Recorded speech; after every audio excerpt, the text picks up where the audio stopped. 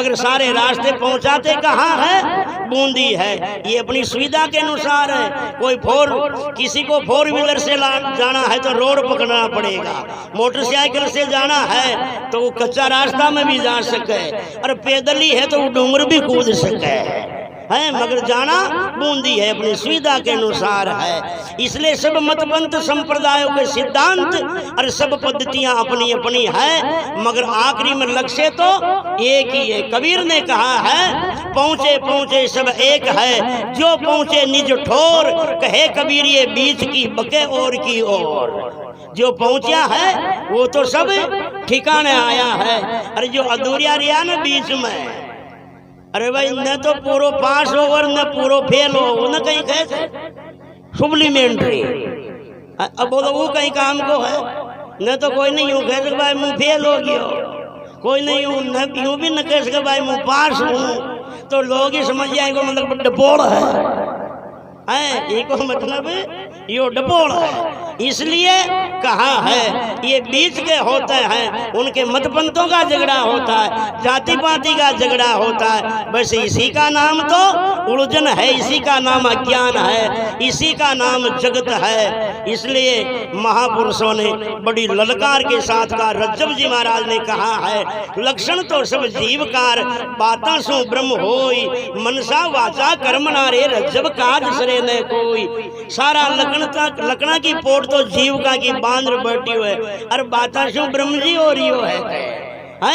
अरे बाता तो करे ब्रह्म की चले जीव की चाल, जम्बुक भूलो रे परशुराम पैर सिंह की खाल। परशुराम जी महाराज ने वाणी में कहा है, और दरियाव जी महाराज लिखते वाणी में, सीखत ज्ञानी ज्ञान गम करे ब्रह्म की बात, और दरिया बाहर चांदनो रे भीतर काली रात। बाता करवा लागे तो दोपहर ही अना दे, और जगह हृदय न टटोल देखो जो माया तो मांस हो रही है। कहाँ ज्ञान है, क्या भक्ति है, कहाँ साधना है,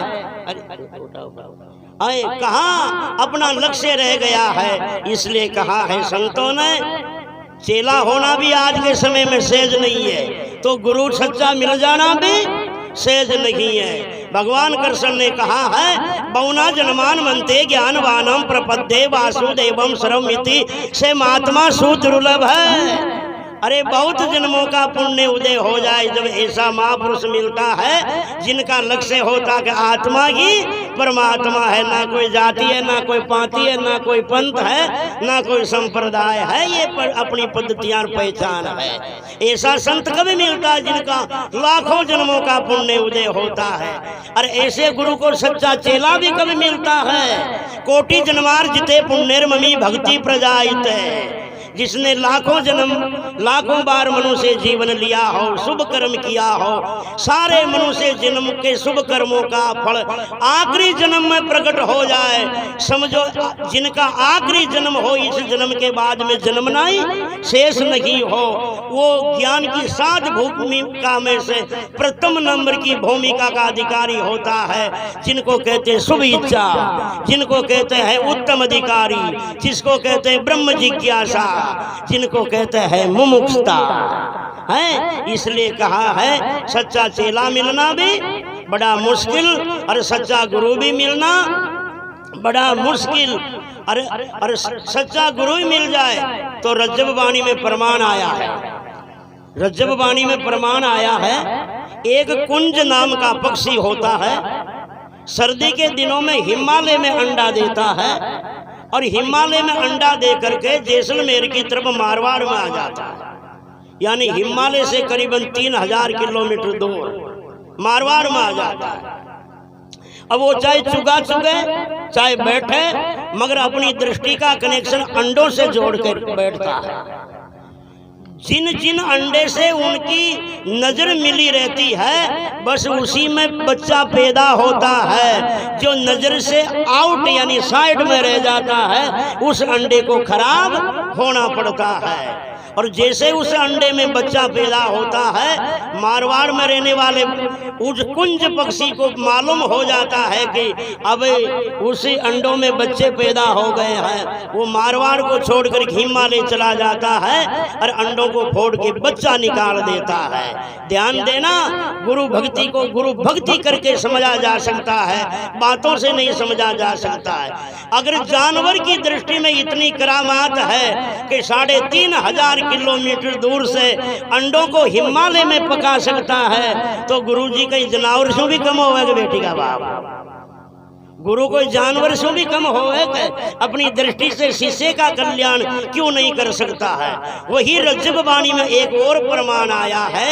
एक हुमा नाम का पक्षी होता है, आकाश में उड़ता है कभी कभी, और अगर कोई भाग्य से उन पक्षी की छाया किसी की कपाल पे पड़ जाती है, जिस रोज कपाल में छाया पड़ती है उसी रोज उसको सपना आता है, और उस सपने में कहीं गड़ी हुई माया होती है, वो माया उनको दर्शती है और वो वहां जाकर के खोदे तो उसको धन मिल जाता है। और एक पक्षी की मस्तिष्क में छाया पड़ने से गड़ा हुआ धरती का धन मिल सकता है, तो कोई महापुरुष की आशीर्वाद की छाया से आत्मज्ञान का खजाना क्यों नहीं मिल सकता है? क्या जानवर से भी क्या है कम ताकत, क्या कम विशेषता, कम तब होता क्या गुरु में। मगर हो अगर इतनी जिज्ञासा, काई के शिष्य आज, अरे काई के गुरु आज, अरे गुरु तो उन चेलो तो उन कहे। एक बार दादू जी महाराज निकल के जा रिया, 7 चेला साथ में, वहां के साथ में रज्जब जी महाराज भी आगे। एक पानी को धोरो आयो, रज्जब जी महाराज से गुरु दादू जी की, अरे बेटा रज्जब 2-4 भाटा रख दे रहे धोरा में, जो मैं पाँव देर निकल जाऊं। जो ही गुरु दादू जी की भाटा रखबा के लिए और रज्जब गयो और वो धोरा में ऊंधो लेट गयो। गुरु दादू जी की, अरे बेटा यो कहीं करियो रे था, इमन लेटियो क्यों रे तू?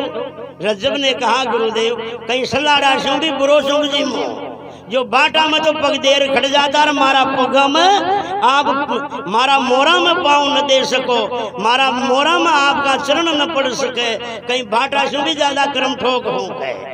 इसी श्रद्धा का नाम है शिष्य होता है। एक छंदों के उपनिषद में उदाहरण आता है, एक आरुणी नाम का शिष्य 68 वर्ष कोई माउंट हुई सर्दी के दिनों में, गुरुजी ने खेती कोई धान बो रखा था। चेले को रात में कहा रे बेटा जा, बरसात अच्छी हुई है, कहीं मेड़ ना टूट जाए और पानी खेत के बाहर निकल जाए तो अपना धान पकेगा नहीं। चेलो गयो और बरका ज्यादा वही मेड़ टूट गई, पानी ने घनी कोशिश करे पर रुके नहीं। वो रुक तो नदी क्यों जीज गयो, मेरे टूटी जटे चेलो आडो पड़ गयो है कि अब तो पानी नहीं निकलेगो कि मैं आडो पड़ जाऊं तो एक रोको लाग जाए पानी के। दिन उग गयो, धूप निकल गई, चेलो आयो कौन है। गुरुजी ने खेत की मेड़ में जाकर के आवाज लगाई, बेटा आरुणी। वो लेटो लेटो ही बोल गयो, गुरुदेव मेड़ में लेट रहा हूँ। गुरुजी ने जाके देखा क्यों सो रहा है। मैंने कितनी कोशिश करी गुरुदेव, पानी रुका नहीं। अगर पानी रुकता नहीं तो मेरे गुरुदेव का वचन कट जाता, और गुरुदेव का वचन कट जाता तो मेरी गुरु भक्ति भंग हो जाती। इसलिए रात की 12 बजे से अब तक लेट रहा हूँ इसमें। इतनी श्रद्धा का नाम शिष्य होता है। एक बार कर्ण की जांग में गुरु द्रोणाचार्य लेट रहे थे और एक कीड़ो आयो, कर्ण की जांग में काटवा लाग्यो और काट तो इतरो अंदर घुस गयो, खून बहतो बहतो बाहर दूर तक चल गयो। जब गुरु द्रोणाचार्य की नींद खुली, कहा रे बेटा कर्ण ये खून कहाँ से निकला है? कर्ण बोला गुरुदेव मेरी जांग से निकल रहा है। क्यों? एक कीड़ा काट रहा ना गुरुदेव।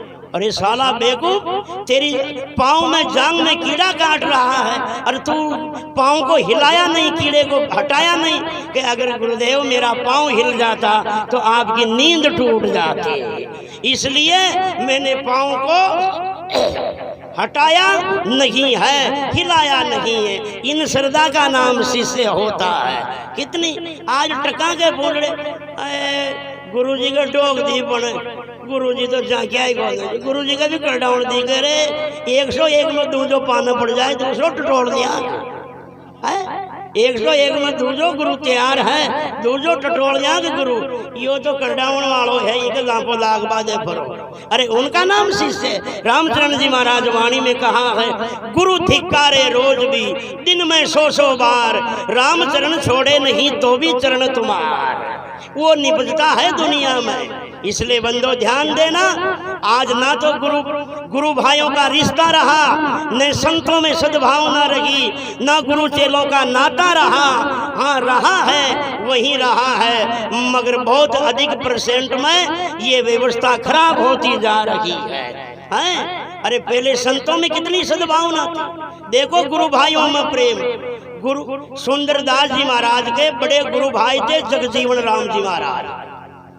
जगजीवन राम जी महाराज का शरीर छूट गया। पहले कोई टेलीफोन वगैरह संदेश भेजने का साधन नहीं था, बड़े दूर बड़े ज्यादा दिनों में संदेश मिलता था। सुंदरदास जी महाराज की इच्छा हुई कि गुरुदेव के दर्शन करे आए। बड़े गुरु भाई थे, उनको स्वामी जी कहते थे। गए, जाकर के घर पे पूछा, रे स्वामी जी कहाँ गए? चेलों ने कहा कि स्वामी जी ने तो शांत हो यही 3 महीना हो गया, गुरुदेव ब्रह्मलीन होया। सुंदरदास जी महाराज की हो, आचार्य स्वामी जी नहीं रहे। कहा स्वामी जी नरिया, कि स्वामी जी नरिया तो मेरी सुंदर भी रह कहीं करे दो। अगर स्वामी जी नहीं रहे तो फिर यो सुंदर भी रह कहीं करे दो। वही वक्त में उसी दिन हुई वक्त में सुंदरदास जी महाराज ने अपने शरीर का त्याग कर दिया। उसी दिन शरीर छोड़ दिया।